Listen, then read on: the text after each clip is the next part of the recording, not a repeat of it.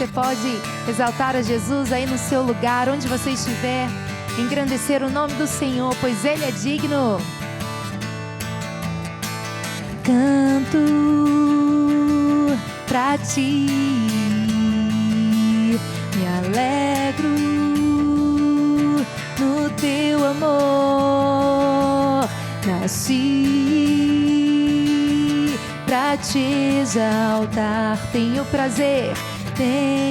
prazer em ti, não vou me calar, eu vou te adorar, não vou me conter, eu vou celebrar. Aleluia, aleluia, tu és o Senhor da minha vida. Aleluia, aleluia, aleluia, aleluia, tu és o Senhor da minha vida. Aleluia, aleluia. Adoro Jesus com suas palmas.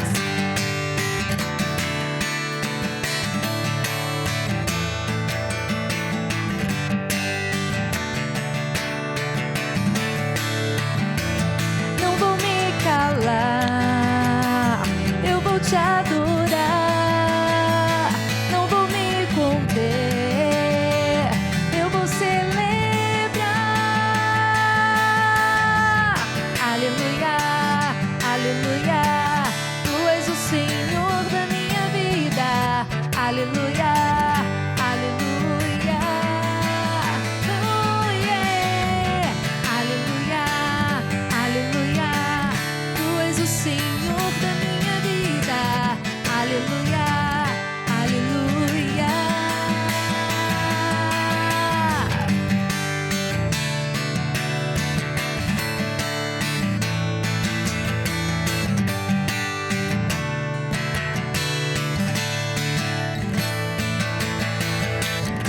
Aleluia, Ele é digno do nosso louvor, da nossa adoração. Então celebre a Ele sempre com todo o seu ser, com todas as suas forças, porque Ele é digno, Ele é santo e Ele é merecedor de toda honra, glória e louvor. Aleluia. Nessa hora eu te convido a fechar os seus olhos no seu lugar e engrandecer o nome de Jesus, dizendo para Ele como uma oração nesse momento: Deus, eu quero estar mais perto, eu quero caminhar mais perto de Ti, eu quero Te conhecer e prosseguir em Te conhecer. Eu não quero andar na superfície de uma forma rasa, mas eu quero me aprofundar em Ti. Quero Te buscar com toda a intensidade do meu coração, porque eu sei que não existe caminho melhor do que a Tua presença, do que render todos os meus sonhos, todos os meus pensamentos, toda a minha vida aos Teus pés. Senhor, o Teu amor me arrebatou, me arrebatou. Meu desejo é estar contigo pra sempre, contigo pra sempre. Então traga-me pra mais perto, leva-me mais profundo. Eu quero conhecer Teu coração. Teu amor é tão mais doce que tudo que já provei. Eu quero conhecer Teu coração.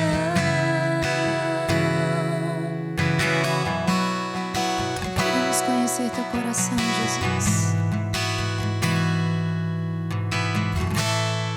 Declare comigo: Senhor, Senhor, o Teu amor me arrebatou, me arrebatou.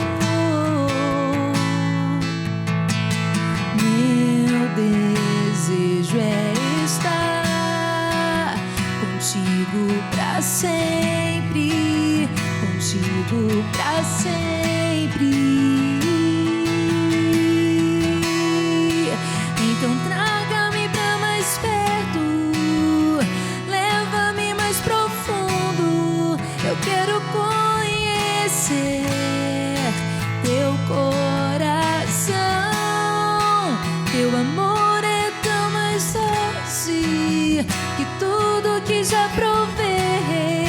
Eu quero conhecer teu coração.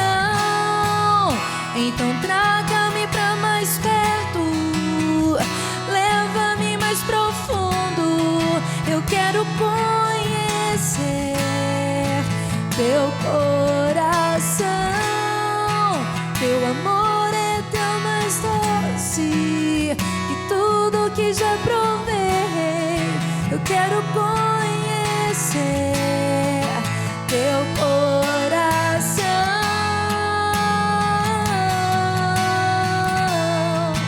Teu coração.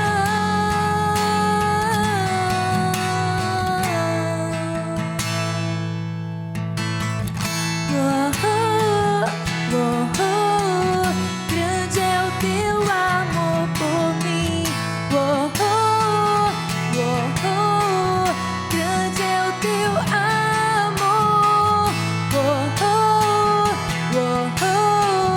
Grande é o teu amor por mim. Grande é o teu amor.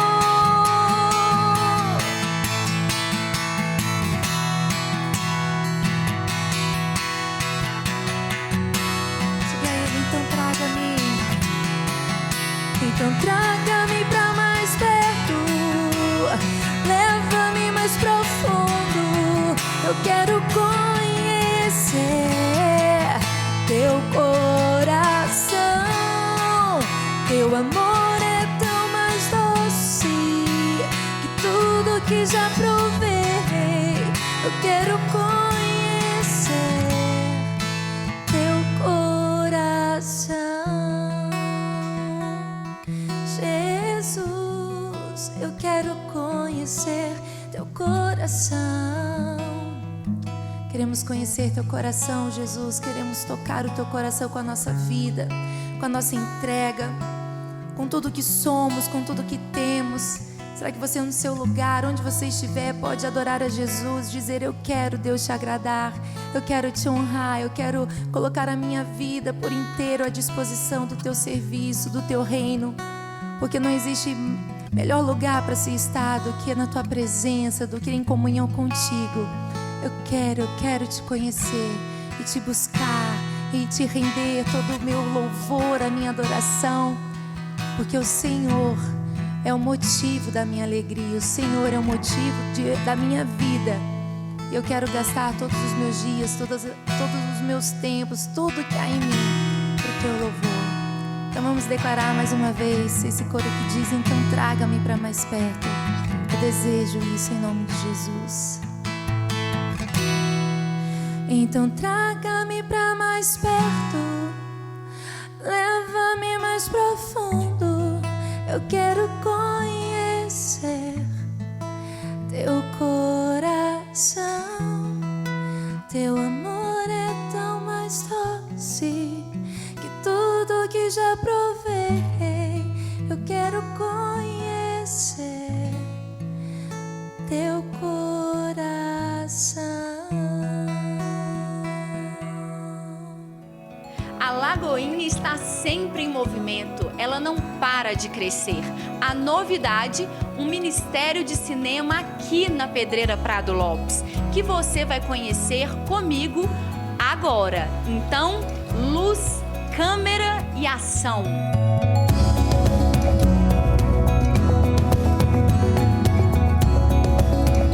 A gente está muito feliz, né, por ter inaugurado a escola há menos de 2 semanas.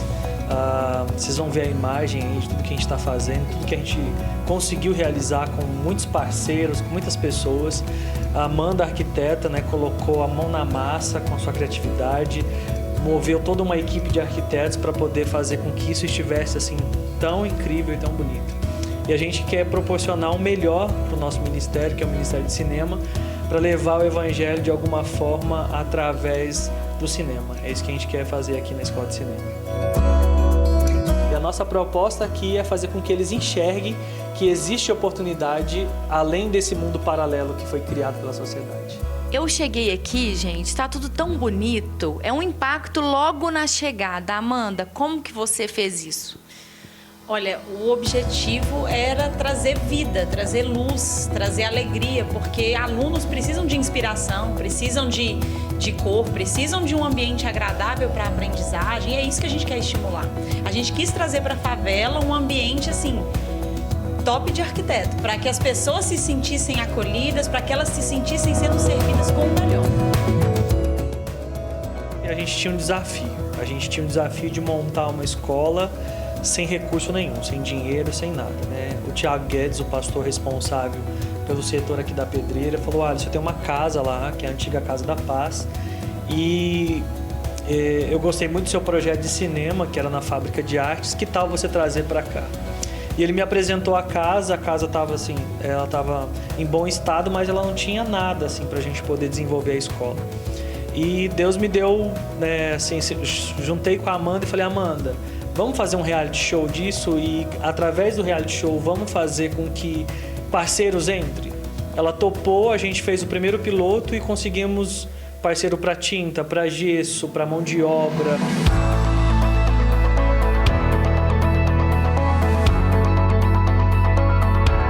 O objetivo do programa é o quê? É trazer arquitetura para a favela. É mostrar para o morador da comunidade que ele pode fazer muito na casa dele com pouco. Às vezes a pessoa tem aquele pensamento: a casa bonita é para quem é rico, arquiteto é coisa de rico, é coisa de milionário. Não, a gente veio para mostrar que não.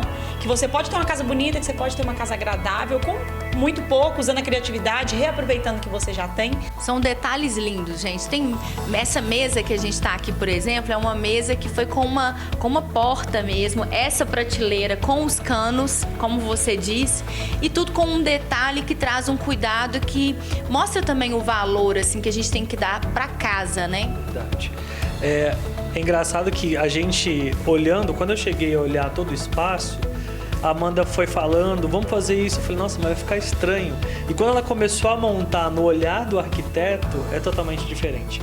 Tipo, você vai fazer uma prateleira de canos, você fala: nossa, mas vai ficar um absurdo. A gente não gastou R$50 para fazer essa prateleira e ficou linda, né? Ela deu um charme para a sala, né, da direção aqui, onde a gente está executando as edições de alguns materiais. Para essa mesa aqui, vocês gastaram mais ou menos quanto? Uma porta que foi jogada fora e um pé de mesa reciclável. Praticamente só a tinta que a gente gastou, que foi utilizado aqui também. Se colocar R$30 é muito. Para arquiteto, nada joga fora, tudo se resolve, tudo se renova.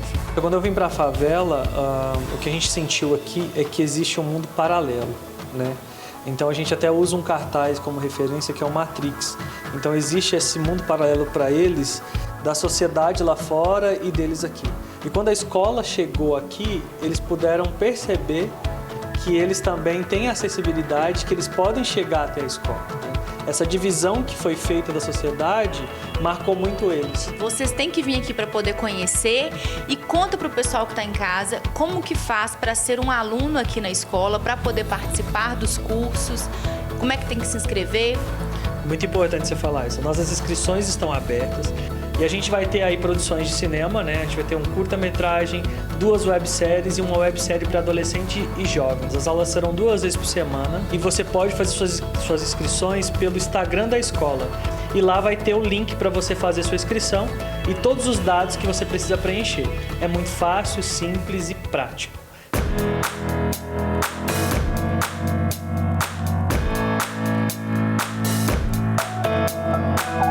Os alunos que vieram aqui falavam assim: professor, para mim isso daqui é a minha projeção do futuro.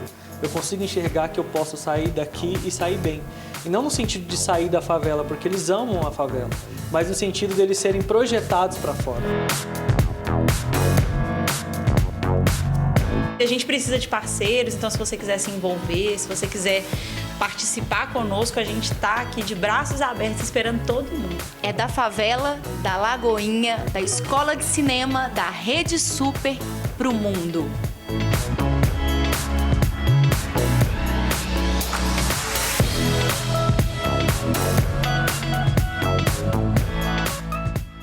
Graça e paz, você que nos acompanha pela televisão, pelos canais de comunicação da nossa igreja. Você acabou de assistir um vídeo daquilo que o Senhor tem feito na nossa igreja, por intermédio da sua oferta, do seu dízimo, daquilo que você tem contribuído para o reino do Senhor. quero ler um texto bíblico, ele fala sobre essa disponibilidade e essa generosidade do nosso coração, de sermos voluntários no dar, voluntários no doar. E esse texto bíblico está em 2 Coríntios, capítulo 9, a partir do verso 7, falando assim: cada um contribua segundo tiver proposto no coração, não com tristeza ou por necessidade, porque Deus ama quem dá com alegria. É essa a realidade. Aqueles que dão com alegria, aqueles que entregam com disponibilidade do coração, é que fazem com que esse dízimo, essa oferta que é entregue, eles alcancem tantas e tantas pessoas para o louvor do nome do nosso Deus. Nós temos tido a oportunidade aqui, da nossa igreja, de presenciar momentos tão maravilhosos, porque às vezes sem dinheiro, e o Senhor supre as necessidades, tanto aqui locais, quanto também de campanhas evangelísticas, tudo aquilo que a gente tem feito aqui para a honra e glória do nome do Senhor, e isso por causa da generosidade sua, que entrega aqui o seu dízimo, a sua oferta. Então, na tela da TV vai passar as contas da nossa igreja. Você, se você tiver e quiser entregar o seu dízimo, entregar a sua oferta, pode ficar à vontade. Nós estamos passando aí, então, para você tomar o conhecimento a respeito disso. Amém? E eu quero orar por você que tem esse coração generoso e para você que tem essa disponibilidade de entregar o dízimo e a oferta. Pai, no nome do Senhor Jesus Cristo, nessa hora eu oro e intercedo pela vida, Senhor, de cada um, Pai, que com fidelidade entregue ao Senhor, ó Deus, o dízimo, a oferta, com esse coração, Pai, disponível, generoso, pois nós sabemos, Pai, que o reino do Senhor, Senhor, é expandido por meio daquilo que nós, pela sua graça, mas também por meio daquilo que nós contribuímos para que a casa do Senhor haja mantimento e para que a casa do Senhor expanda para o louvor do seu santo nome. Então, abençoa a vida de cada um desses irmãos que contribuíram com fidelidade, que contribuíram com tanto amor e com tanto carinho. Essa é a oração que eu faço, no nome do Senhor Jesus Cristo. Amém. Meus irmãos, hoje nós continuaremos dando continuidade àquilo que já tem sido pregado há algumas semanas pelo pastor Pipe, a respeito do Sermão do Monte. Eu queria convidar você a abrir a sua Bíblia no livro de Mateus, no capítulo 5, a partir do verso 33. Mateus, capítulo 5, verso 33. O texto sagrado ele vai nos falar a respeito de uma realidade. Como o pastor Pipe já tem trabalhado esse Sermão do Monte, vocês já estão familiarizados com a realidade que se encontra aqui a respeito daquilo que o Senhor Jesus Cristo quis ensinar aos nossos primeiros irmãos, e também Ele quer nos ensinar hoje. Essa é a realidade de que o cristianismo é uma contracultura. Nós vivemos na contramão desse mundo. E o Senhor Ele vem ensinando isso, essa verdade, quando Ele fala que bem-aventurados são os mansos, são os misericordiosos, são aqueles que são perseguidos por causa do nome do Senhor, são aqueles que de alguma forma são açoitados, perseguidos, eles são tratados como escória da sociedade, isso tudo por causa da pessoa do nosso Deus. E nós temos visto que o Senhor tem nos capacitado, tem nos dado força para continuar avançando nessa mensagem do reino do Senhor, essa mensagem de salvação. E o Senhor, nesse texto, ele vem já trabalhando alguns aspectos. Primeiro ele trabalha o fato do adultério, do homicídio, remodelando a forma de interpretar, ou interpretando de forma correta aquilo que ele queria afirmar na lei mosaica e que os fariseus não tinham interpretado de forma correta. Então ele está aqui trabalhando esses textos, trabalhando esses mandamentos, trabalhando várias doutrinas e vários aspectos da fé cristã que precisam ser repensados segundo a ótica daqueles fariseus que viviam naquela época e segundo também o nosso entendimento hoje. Como eu falei, aqui é uma antítese entre aqueles que são filhos da desobediência e aqueles que são filhos do Senhor, que foram transformados pelo Senhor, e aqueles que são ainda degenerados, entregues às suas próprias sortes. E a gente vê essa realidade ao ponto em que o Senhor mesmo faz esse contraponto em cada um desses tópicos. Ele sempre fala assim: ouviste o que fora dito aos antigos, eu porém vos digo. Ouviste o que fora dito aos antigos, eu porém vos digo. É como se fosse um estribilho que o Senhor vem repetindo. Por quê? Ele tinha a intenção de nos ensinar de nos discipular, de nos orientar a respeito da sua vontade. E aqueles que são discípulos do Senhor, eles amam cumprir a vontade do Senhor. E é exatamente por isso que o Senhor fala que nós somos sal e luz dessa terra, porque nós podemos, por meio daquilo que já operou dentro do nosso coração, agora por meio das obras que nós operamos, nós podemos abençoar vidas, nós podemos, por meio da pregação do Evangelho, transformar vidas, nós podemos, por meio daquilo que o Senhor nos concedeu, investir em vidas, amar vidas, e isso só vai se dar por meio dessa transformação que houve no meu e no seu coração, e também por meio de colocar em prática aquilo que o Senhor quer que nós vivamos, aquilo que o Senhor quer que a gente cumpra segundo a sua palavra. Como foi dito aqui, o texto ele vem fazendo esse paralelo entre a contracultura, entre aquilo que é normal nesse mundo, ou normal na religiosidade, e aquilo que é a vontade de Deus, aquela que é a vontade do Senhor. E é interessante que o pastor Márcio ele usa uma figura que é muito peculiar, mas ela reflete muito bem isso. Ele fala o seguinte, que o mundo, ele existe um padrão, e que esse padrão é uma reta, aqui, está nessa reta aqui. Se a pessoa ela passa para baixo desse padrão, ela é punida. Então, se ela comete um crime, ela é punida. Mas se ela sobe esse padrão, ela é perseguida. E o Senhor, quando Ele fala sobre as perseguições que nós sofreríamos, quando Ele fala sobre tudo aquilo que nós enfrentaríamos, Ele está refletindo exatamente isso, está demonstrando exatamente isso. Porque se nós andarmos conforme o mundo, conforme o padrão que é estabelecido nesse mundo, nós seremos, de alguma forma, aceitos por esse mundo. Mas o Senhor nos chama a andar num modo diferente, num modo superlativo, num modo em que as nossas atitudes, a nossa postura, ela seja diferente daquela postura que é feita no mundo e que é feita pelas pessoas que não conhecem o Senhor. Então ele trabalha também a questão do casamento, demonstrando que o adultério, ele não trata somente do ato em si, mas ele trata também da disposição do coração de cometer o adultério, isso já é adultério. Só por esse olhar impuro, esse olhar com desejo pecaminoso, isso já é adultério. O Senhor trabalha a questão da separação, dos casamentos, e agora, de forma específica, Ele vai trabalhar o problema sobre o juramento. E nós vamos ver, nessa exposição, nós vamos ver qual é a vontade de Deus a respeito de juramentos e a respeito de votos. Será que o Senhor incentiva? Será que a lei de Moisés ela incentivava, ela obrigava o juramento e o voto? Será que a lei de Moisés ela incentivava isso? Será que, ou ela proibia por outro lado? E nós vamos ver, por meio da exposição desse texto e depois por meio da aplicação, qual é a vontade do Senhor para mim e para a sua vida, que somos discípulos do Senhor. Então nós vamos ler e em seguida nós vamos orar, expondo o texto e, por fim, aplicando esse texto que vai falar muito aos nossos corações. E o texto sagrado fala assim, Mateus capítulo 5, a partir do verso 33. Também ouviste que foi dito aos antigos, está vendo o estribilho? Não jurarás falso, mas cumprirá rigorosamente para com o Senhor os teus juramentos. Eu, porém, vos digo, de modo algum jureis, nem pelo céu, por ser o trono de Deus, nem pela terra, por ser estrado de seus pés, nem por Jerusalém, por ser cidade do grande rei.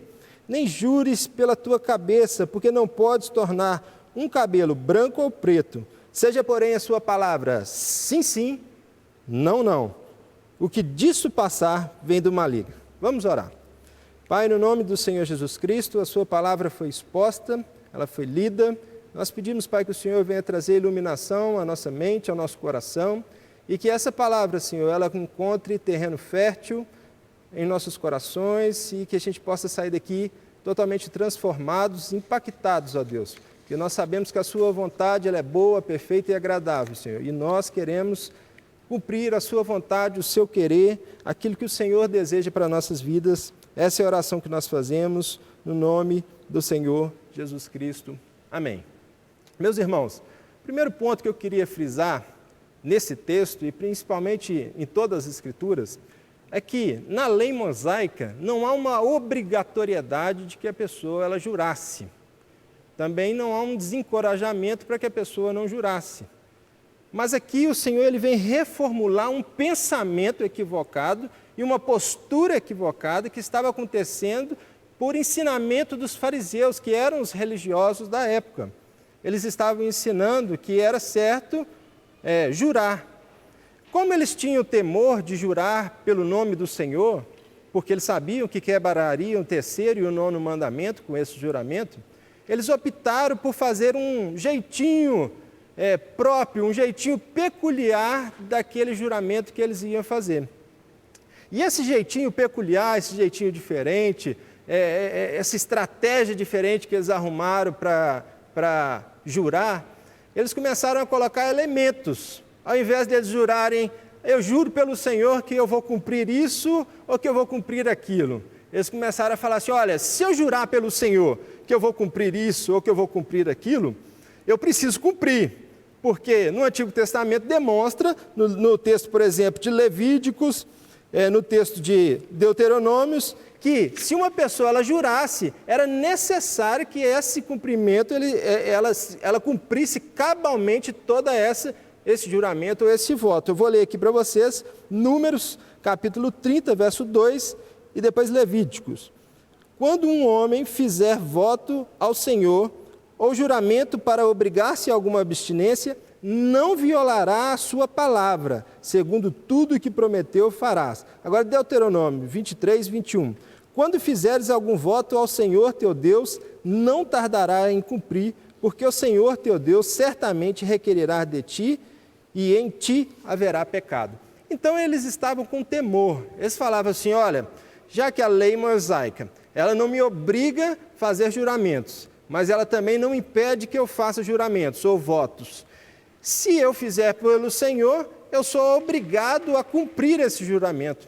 Por outro lado, se eu pegar uma instância inferior, se eu pegar alguma coisa pela qual eu vou jurar que seja menor que o Senhor, eu não vou estar quebrando. E por isso, por eu não estar quebrando, não vai vir sobre mim a ira do Senhor e aquela justa retribuição do Senhor por causa da quebra daquele mandamento. Então eles começaram a jurar pelos céus, eles começaram a jurar por Jerusalém, eles começaram a jurar por si mesmos, pelas suas casas, pelos seus parentes, pelos seus familiares. E eles imaginavam que esse tipo de juramento, essa postura, ela o quê? Não somente não iria desagradar a Deus, como também não traria sobre eles juízo, não traria sobre eles a responsabilidade por esse ato pecaminoso que eles estavam fazendo. Mas o Senhor vem reformular aqui o entendimento a respeito disso. Ele vem reformular qual é a vontade do Senhor, principalmente nessa área do juramento. Eu quero só frisar um ponto que ele não está trabalhando aqui aqueles juramentos que são feitos em tribunais, ele não está trabalhando aqui aqueles juramentos ou aquelas proposições que são feitas no momento da ordenação pastoral ou da ordenação de um ministro, de um oficial da igreja, ele não está trabalhando sobre isso. O fim que ele está trabalhando aqui é a palavra de verdade, é falar a verdade. E nós vamos ver ao término, quando terminarmos de expor esse livro, esse texto, que o objetivo dele aqui não é tão somente trabalhar essa questão do juramento, mas é incentivar os seus discípulos, incentivar aqueles que são discípulos de fato de Cristo, a só falarem a verdade. E falando a verdade, construindo essa reputação de um homem que é diferente, não um homem igual a esse mundo, mas um homem que foi transformado por Cristo. A vida dele foi impactada, o coração dele foi transformado, ele foi regenerado, então ele não precisa mais viver como ele vivia outrora, mas agora ele vive de um modo diferente, de um modo mais digno e de um modo digno do Evangelho do Senhor, para a honra e glória do Senhor. Mas ele vem falando aqui que esses juramentos por instâncias inferiores que eles estavam fazendo, eles também feriam a soberania de Deus e eles também implicavam, direto ou indiretamente, um jurar pelo próprio Deus. Ele vem falando assim, olha, eu porém vos digo, de modo algum jureis, nem pelos céus, por ser trono de Deus. Olha só, ele está comparando ao primeiro ponto que eles juravam, os céus sendo o trono de Deus, nem pela terra, por ser estrado dos seus pés, nem por Jerusalém, por ser cidade do grande rei, nem jurareis pela sua cabeça. Aí mais ele frisa essa verdade, porque não podeis tornar um cabelo branco ou preto. Ele está falando que direta ou indiretamente uma pessoa que jura, sendo pelo nome do Senhor, ela quebrando em si o terceiro mandamento e o novo mandamento e o nono mandamento, ou uma pessoa que jura por instâncias inferiores, por essas instâncias inferiores serem subordinadas ao próprio Deus e à sua soberania, eles estavam também quebrando esse mandamento do Senhor. Porque a pessoa ela não consegue sequer limitar ou definir a cor do seu cabelo. É claro que algumas mulheres vão falar assim, não, mas eu posso pintar o meu cabelo, mas isso é temporário. Isso é temporário porque tão logo vai sair aquela raiz branca, tão logo vai sair aquele cabelo natural. E é esse o ponto que o Senhor está trabalhando. É que jurar por essas instâncias inferiores também é pecado à luz das Sagradas Escrituras. E aí ele frisa, então, ele dá ênfase no que de fato ele quer nos ensinar, no que de fato ele quer nos apresentar na sua palavra. E ele fala assim, seja, porém, a tua palavra, sim, sim, não, não. Seja, porém, a tua palavra, sim, sim, não, não. Essa deve ser a palavra do discípulo de Jesus. Se eu e você fomos perguntados, arguídos a respeito de alguma situação, seja no nosso casamento, seja no nosso trabalho, seja na família, em qualquer situação, se dermos a nossa palavra, seja ela sim, nós temos que cumpri-la cabalmente, como fala no Salmo 15. Cumprirmos essa disponibilidade, já que nós nos comprometemos, nós temos que estar também disponíveis a cumprir aquilo que nós falamos. Mas se nós dissermos não, também a nossa palavra deve ser não. E isso muitas vezes é um desafio, porque nessa geração onde os nossos filhos pedem tantas e tantas coisas, nós muitas vezes falamos não, mas esse não na verdade é um sim. Ou então falamos não e somos maleáveis e acabamos o quê? Não sendo correto com aquela palavra que foi nos dada, aquela palavra que nós demos e que nós comprometemos. Então é muito importante que eu e você, como discípulos do Senhor, pessoas que foram transformadas por Cristo, tenhamos essa verdade na nossa vida. Se a nossa palavra é sim, que seja ela de fato sim. Se a nossa palavra é não, que seja ela de fato não. Por quê? Porque o que vem além disso procede do maligno. Essas pessoas estavam tentando ludibriar, as pessoas estavam tentando enganar com esse intuito. Eles falavam assim, olha, eu vou jurar por uma instância inferior, eu vou jurar pelo meu avô, pelo meu pai, eu vou jurar pela minha própria cabeça, por Jerusalém, pelos céus, porque caso eu não cumpra, não vai vir nenhum juízo contra a minha vida. Ou então eles já faziam isso com a intenção de não cumprir, ou então para também dar credibilidade à sua palavra. Você já viu aquela pessoa que é mentirosa e que tudo que ela vai fazer, ela fala assim, eu juro que eu vou fazer, eu prometo que eu vou fazer, eu te afirmo que vou fazer. Isso porque ela não tem a verdade em si, ela não tem um caráter, uma reputação verdadeira em si, então ela precisa ficar trazendo subterfúgios, trazendo possibilidades ou elementos para o quê? Para tentar dar veracidade à sua palavra, tentar dar veracidade àquilo que ela não é. E aí a pessoa começa a falar assim, não, mas eu juro por isso, eu juro por aquilo. O Senhor, então, Ele está nos incentivando aqui a não termos uma postura desta maneira, mas a termos uma postura diferente.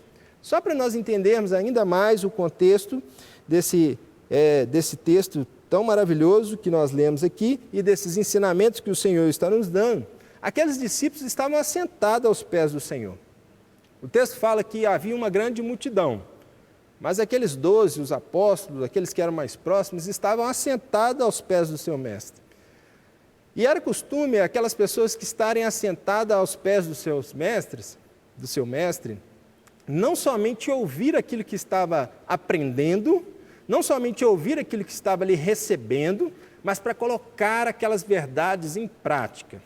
Ela ouvia, compreendia intelectualmente e ela colocava essas verdades em práticas. Então, tudo aquilo que o Senhor já trabalhou até aqui, já tinha sido como um aguilhão, cutucando eles. Olha, nós precisamos mudar essa postura, nós precisamos pensar diferente dos fariseus, nós precisamos pensar diferente daqueles que são mundanos, dos gentios, nós precisamos pensar diferente daqueles que vivem a sua vida, a sua própria sorte. Nós precisamos agir como o Senhor agiria. E aqui na palavra o Senhor nos afirma como Ele agiria, ou como devemos agir. Se a nossa palavra é sim, ela tem que ser sim. Se a nossa palavra é não, ela tem que ser não. Porque senão, se nós começarmos a fazermos votos, se nós começarmos a jurar, e sabendo que não cumpriremos esses votos, sabendo que não cumpriremos isso, esse intuito do nosso coração, essa realidade da nossa vida, isso daí vai ser procedente de uma obra maligna, procedente de um coração que demonstra que é um coração degenerado, um coração que não foi transformado pelo Senhor. Então o Senhor está nos incentivando aqui, os seus discípulos aos seus pés, os seus discípulos ali aprendendo com Ele, e eles estavam aprendendo intelectualmente, mas eles estavam aprendendo também para o quê? Para ensinar e para viver aquelas verdades.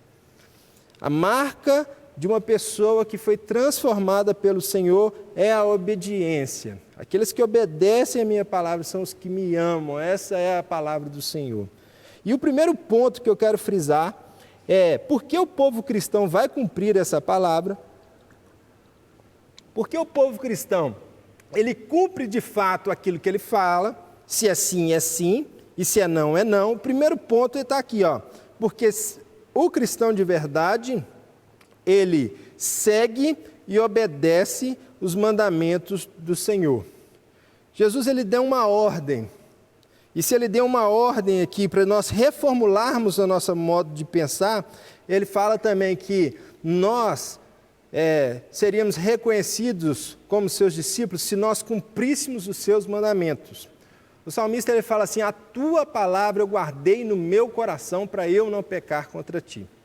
É interessante, quando o apóstolo Paulo ele foi arguído pelos que eram licenciosos, pelos que queriam viver uma vida em pecado, ou que estavam duvidando da graça de Cristo, em Romanos capítulo 6 ele fala assim: olha, nós não pecamos por situações quaisquer, pensando que a nossa própria obra ela vai nos salvar. Mas ele fala sobre duas verdades. Olha, nós não pecamos, nós vivemos diferente, nós vivemos de um outro modo, mesmo tendo sido alcançados pela graça, nós vivemos de um outro modo, mesmo com toda essa liberdade, nós vivemos desse outro modo, porque nós fomos o quê? Batizados em Cristo Jesus. Nós morremos para esse mundo e nós ressuscitamos para Cristo Jesus. Ele fala essa primeira verdade. A vida do cristão ela é marcada por esse fato. Quando eu e você descemos as águas do batismo, ali nós estamos afirmando para o mundo: olha, eu já não vivo mais como eu vivia antigamente. A minha vida hoje foi transformada. Hoje eu vivo segundo os ensinamentos do meu mestre. Se antes eu vivia no império das trevas, hoje eu vivo no reino do Filho do seu amor. Então eu fui transformado, e sendo transformado eu preciso viver de um modo diferente. Mas ele fala ainda em Romanos capítulo 6 que um outro motivo pelo qual nós não vivemos uma vida em pecado é que nós nos posicionamos, nós nos colocamos como servos do Senhor. E sendo servos, a figura ali é aquele servo de orelha furada, é aquele que se dispõe voluntariamente a servir a esse Senhor. E se eu me disponho voluntariamente a servir ao Senhor, eu preciso obedecer os seus mandamentos. E aqui a palavra do Senhor está nos ensinando que a nossa palavra deve ser sim, sim e não, não. E isso tem implicações gravíssimas e tem implicações muito relevantes na nossa vida. Imagina que no nosso trabalho nós nos comprometemos a cumprir uma carga horária. Então, eu e você vamos fazer uma entrevista e ali nós nos comprometemos a cumprir uma carga horária. Mas com o passar do tempo eu começo a sair 5 minutos, 10 minutos mais cedo, ou então eu começo a fazer aquele trabalho relaxadamente. Ali eu estarei o quê? Blasfemando, eu estarei emporcalhando o nome do Senhor por causa dessa atitude minha. Porque aquele sim que eu tinha falado da contratação, obrigado por ter me contratado, a disponibilidade de eu ter sido contratado ali, eu estou quebrando aquilo como se fosse um falso juramento. Eu estou quebrando, eu estou anulando aquele sim que eu falei. Do mesmo modo, na sua casa, imagina você vai falar com sua esposa: não, minha esposa, pode deixar que as vasilhas eu que vou lavar. e aí você vai e não lava aquelas vasilhas. Você falou um sim para ela, ela te pediu uma ajuda, e aí você não lava essas vasilhas. Ali você está com a sua palavra, com a sua voz, com aquilo que deveria ser importante para você, principalmente por causa desses ensinamentos do nosso Senhor. Você está negando o próprio caráter de Cristo em si, o próprio caráter de Cristo na sua vida, o próprio caráter de Cristo na sua família. Isso tem um risco muito grande dentro de uma congregação. Nós vivemos a realidade de uma igreja local. Aqui, pela graça de Cristo, o Senhor tem nos abençoado como igreja e nós temos vivido momentos tão maravilhosos. Imagina se uma pessoa ela começa a praticar esse tipo de postura. Ela faz juramentos, olha, eu vou no culto, olha, eu vou ser participante dessa obra que vocês estão pensando, esse evangelismo, essas células, ou então todos os ministérios que nós temos aqui, e essa pessoa começa a falar ou jurar falsamente, jurar ou comprometer-se com esse voto e não cumprir aquilo que ela falou. Há um risco enorme dessa igreja se tornar uma igreja doente, dessa igreja se tornar uma igreja fraca. Por isso é tão importante, meus irmãos, se nós falamos alguma coisa, se a nossa palavra foi sim, ela precisa ser sim. Se a nossa palavra foi não, ela precisa ser não. E isso muitas vezes acontece até por causa de um ativismo. Nós nos comprometemos com tantas e tantas coisas que nós não conseguimos cumprir aquilo que nós ali tínhamos proposto, aquilo que nós tínhamos ali combinado de fazer. Esse ativismo é muito perigoso. Então nós precisamos refletir e pensar a respeito disso. Porque se a palavra do Senhor está no nosso coração, nós devemos guardá-la para a gente não quebrar a palavra do Senhor. Então, se nós falarmos sim, é sim, e se nós falarmos não, é não. Com isso, nós estamos construindo uma reputação diferente. Nós estamos vivendo de modo digno do Evangelho de Cristo. As pessoas vão olhar para mim, vão olhar para você e vão falar assim, olha, esse homem, essa mulher, eles são diferentes. Eles não são igual essas pessoas do nosso tempo. O que acontece? O que aconteceu com eles? E aí, ao perguntarem sobre isso, aquilo que o Senhor falou aqui no livro de Mateus, capítulo 5, verso 16, assim também brilha a vossa luz diante dos homens, para que eles vejam as boas obras e glorifiquem o Pai que está no céu. Então, quando nós tomarmos uma postura dessa, uma postura genuína de um cristão verdadeiro, as nossas obras, aquilo que nós fazemos, glorificará o Pai no céu, e as pessoas olharão e confiarão no Senhor, temerão o Senhor e exaltará o nome do nosso Deus. Esse é o primeiro motivo, porque nós cumprimos a vontade do Senhor e porque a nossa palavra é sim, sim e não, não. O segundo motivo que eu separei aqui, para a nossa própria reflexão, é por que o cristão ele vai cumprir a palavra do Senhor? Porque o cristão luta pela verdade nesse mundo. Nós vivemos um período que é um período muito delicado. É um período que é chamado de relativismo, onde as ideias são relativas.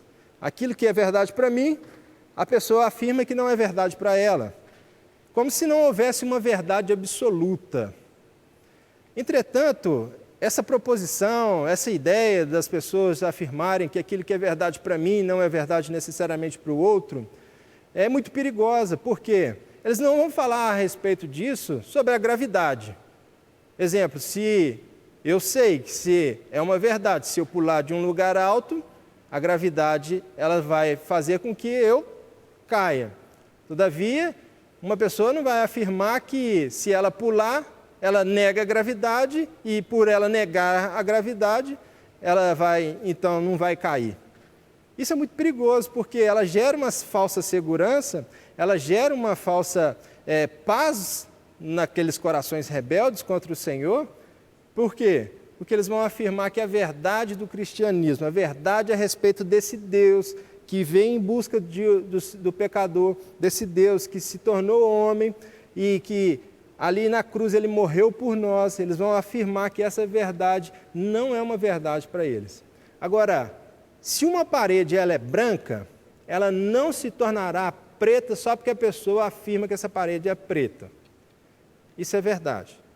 E se o Senhor, sendo Deus, como Ele é, e como a Bíblia nos demonstra que é, como o próprio Espírito nos demonstra que é, porque ele convence do pecado, da justiça e do juízo. Sendo Deus uma pessoa afirmando a inexistência dele, isso não tirará do nosso Senhor a sua divindade e o seu poder. Então, essa falsa percepção desse mundo em qual nós vivemos, de que tudo é relativo, de que todas as verdades elas estão... há várias verdades, não há uma verdade universal, isso é muito e muito perigoso e precisa ser esclarecida. O Evangelho precisa ser pregado para que essas mentes e esses corações sejam abertos e essas pessoas então possam receber a palavra do Senhor e serem transformadas pelo Senhor. Em João 14, verso 6 fala assim: eu sou o caminho, a verdade e a vida. O próprio Senhor Jesus Cristo ele está falando: eu sou o caminho, a verdade e a vida. Agora me conta, será que tem alguma relatividade aí, alguma relativização aí? O Senhor mesmo está falando assim: eu sou o caminho, a verdade. Eu sei que é difícil, muitas vezes as pessoas elas são confrontadas com esse texto. Esse texto ele fala da nossa incapacidade de nos achegarmos a Deus pelas nossas próprias obras. Esse texto fala que todos pecaram e destituídos estão da glória de Deus. Esse texto fala que todos se extraviaram e que todos se tornaram inúteis. Mas esse texto também, pela graça de Cristo, pelo amor dele ali na cruz derramado, ele fala que o Senhor nos amou primeiro e ele se entregou em nosso favor. Aquela parte tão rude, aquela parte tão difícil, que a nossa incapacidade ela foi suprida pela graça de Cristo, quando ele se entregou ali na cruz do Calvário, quando ele ali na cruz ele se entregou por mim e por você, e ali ele fez essa obra tão maravilhosa de nos resgatar, quando nós ainda éramos fracos, quando nós ainda éramos pecadores, quando nós ainda estávamos alienados do Senhor. Então, meus irmãos, não há relatividade em relação à verdade, existe uma verdade absoluta. Ouça, ó Israel, o Senhor nosso Deus é o único Deus. O Senhor Deus, Ele é o Deus verdadeiro. E você tem a oportunidade, você que está me ouvindo, de reconhecer esse Deus como único e suficiente Salvador da sua vida. Você tem a oportunidade de, reconhecendo as suas limitações, as suas fraquezas, os seus pecados, se render aos pés desse Deus e falar assim: Senhor, outrora eu vivia desse modo, outrora eu vivia como os publicanos, outrora eu vivia como os pecadores, mas agora eu quero viver conforme a vontade do Senhor, eu preciso ser transformado. O texto fala que como escaparemos nós se nós negligenciarmos tão grande salvação? Imagina, nós que estávamos alienados do Senhor, que nós estávamos em estado de pecado, nós fomos resgatados por esse Deus, nós fomos ali acolhidos por Ele, Ele fez na cruz uma obra tão grandiosa para nos salvar. Essa é a verdade do Evangelho. Ele veio em direção a nós, Ele caminhou em direção a nós para que nós fôssemos reconciliados com Ele e que fôssemos transformados com Ele. Mas é muito triste quando em João capítulo 3, verso 19, a Bíblia fala que a luz veio ao mundo, mas os homens amaram mais as trevas. O Senhor, Ele sendo Deus, não usou com usurpação, Ele não julgou com usurpação o ser Deus, Ele habitou em pele humana, Ele veio aqui à terra e a luz veio ao mundo para trazer salvação, trazer cura, para trazer libertação. Nós que estávamos aprisionados pelo nosso próprio pecado. Mas os homens amaram mais as trevas do que a luz. Essa mensagem ela deve nos convidar a refletirmos a respeito da verdade. Como eu disse, esse texto ele está sempre pontuando, seja a sua palavra sim, sim, não, não. Tire da sua vida essa ideia de um juramento falso, tire da sua vida essa ideia de ter um ânimo dobre, tire da sua vida essa ideia de querer convalidar a sua palavra porque você é um mentiroso, porque você vive na mentira. Tire isso da sua vida e fale assim: agora eu quero me tornar um filho de Deus, eu quero me tornar um cristão, eu quero ser transformado pelo Senhor e, sendo transformado pelo Senhor, ter a verdade na minha vida. Esse texto está como um aguilhão falando assim: eu não amo mais as trevas do que a luz. Eu amo mais a luz, eu amo mais a verdade. do que as trevas. E por isso, minha vida precisa ser transformada. E o terceiro e último motivo que vem realçar, que vem frisar a respeito dessas verdades, é que o cristão, o discípulo de Jesus, ele vai cumprir toda a vontade do Senhor e ele vai cumprir a sua palavra, seja ela sim, sim, não, não. Porque as palavras que saem da boca revelam o que de fato está no coração.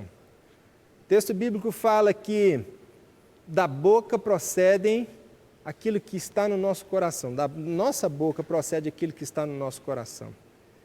Então, se o nosso coração está pautado e firmado no Senhor, da nossa boca não vai sair palavras torpes, da nossa boca não vai sair mentiras, da nossa boca não vai sair palavras que são enganadoras. Nós não usaremos desses subterfúgios, dessas técnicas, desses juramentos para enganar as pessoas, porque nós não vamos cumprir determinado propósito, ou porque nós não vamos cumprir determinada situação que nós combinamos. Um coração regenerado, um coração transformado. Aquilo que foi transformado na vida daquela pessoa, ela será uma realidade que vai sair da boca dela, se ela disser, sim, sim, sim, minha esposa, eu vou fazer isso, ou sim, meu esposo, eu vou fazer aquilo, de fato a pessoa vai fazer. Sim, eu me comprometo com a igreja local, de que eu vou estar ali servindo aos irmãos, de que eu vou estar ali orando pelos irmãos, que eu vou estar ali servindo aquela igreja. A pessoa tem a convicção de que, de fato, ela vai viver essa realidade. Quero terminar essa exposição abrindo com você em Efésios capítulo 4, verso 25. Efésios capítulo 4, verso 25. Efésios capítulo 4, verso 25. O texto bíblico vem falando assim e nos exortando à santidade. Por isso, deixando a mentira, fale cada um a verdade com o seu próximo, porque somos membros uns dos outros. Olha a importância de nós falarmos a verdade dentro de uma congregação. O apóstolo Paulo está fazendo um paralelo de que nós somos membros uns dos outros.